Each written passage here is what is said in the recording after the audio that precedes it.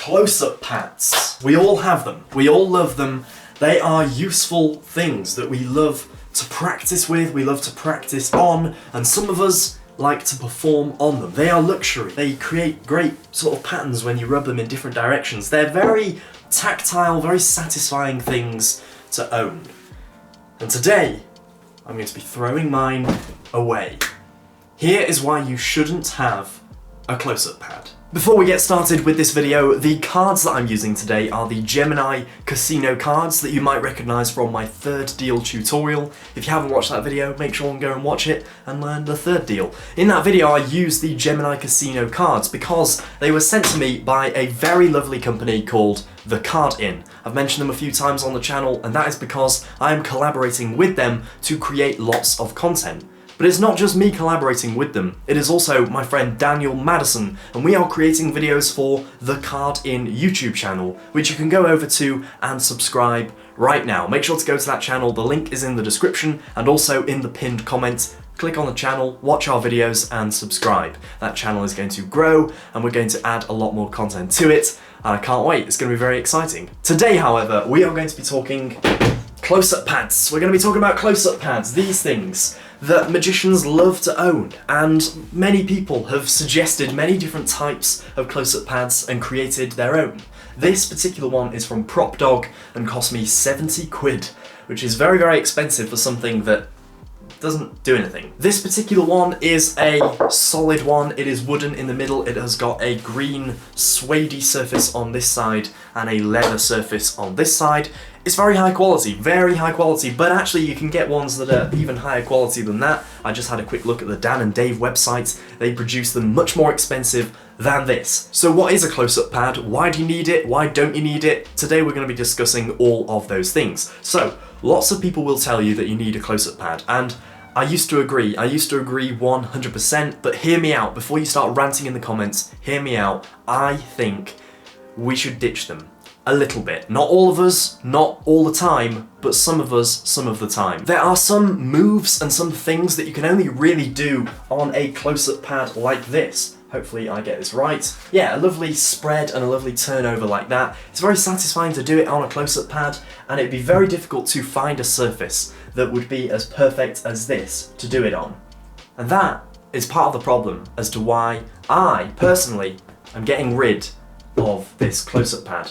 For some things. I'm not actually throwing it in the bin. I am going to keep it because I think it looks nice on video. So that is my use for having it. You've got to have a motive to own these things. You've got to have a motive. I spent 70 quid on this, and so far, you know, I sometimes use it as a mouse pad, I'm not gonna lie. Some people use their close-up pads for practice. They practice magic on their close-up pad, and I think that is sometimes okay. But you need to think about your performance. When you practice, you always have performance in mind, because ultimately that's what you're practicing for. And quite often I practice in front of people because you're going to be performing in front of people, so that's the best practice. However, never in my life have I ever performed with a close-up pad. I've never done it. I've never performed with a close-up pad. All of the magic I do is either close up and walk around between people standing up or at tables, or mixing and mingling with the guests. Mix and mingle, I hate that expression, I'm just gonna move on. It's either that or it's stage magic. And when it's stage magic, I use this stool right here, and that's it. That's the only other prop I use when I do stage stuff, but I never take a close-up pad.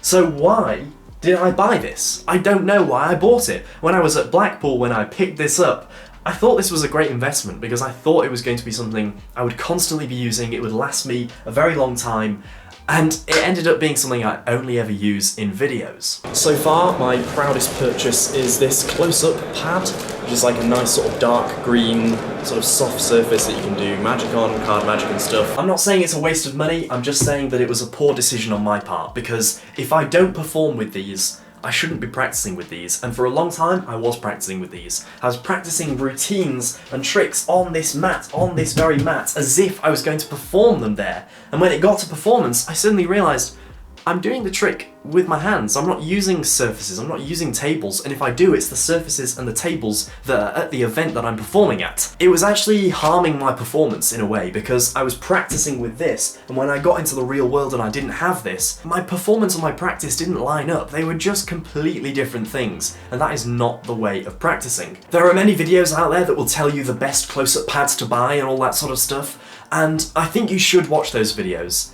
if you're going to perform with them. If you're the sort of performer that sits down at a table and has that surface in front of them with an audience that comes to watch their magic seated at a table, I think that is the perfect thing for you to have. I think you should get a close-up pad because it will be worth it. It will enhance your performance, and it's basically your stage. It acts as your stage, but in a close-up setting. There we have it. Those are my very quick thoughts on close-up pads. Are they good? Are they bad? There isn't really an answer to that question. It depends on your style of performance.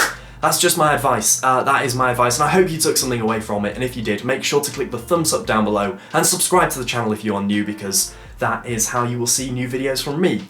A video every other day throughout December. Don't forget, right here on this channel there is going to be a lot of content throughout December, and I can't wait to bring you all of that stuff. So there we go, thanks for watching, and I'll see you in the next video. Goodbye. I think you're gonna have to be. We're gonna have to go very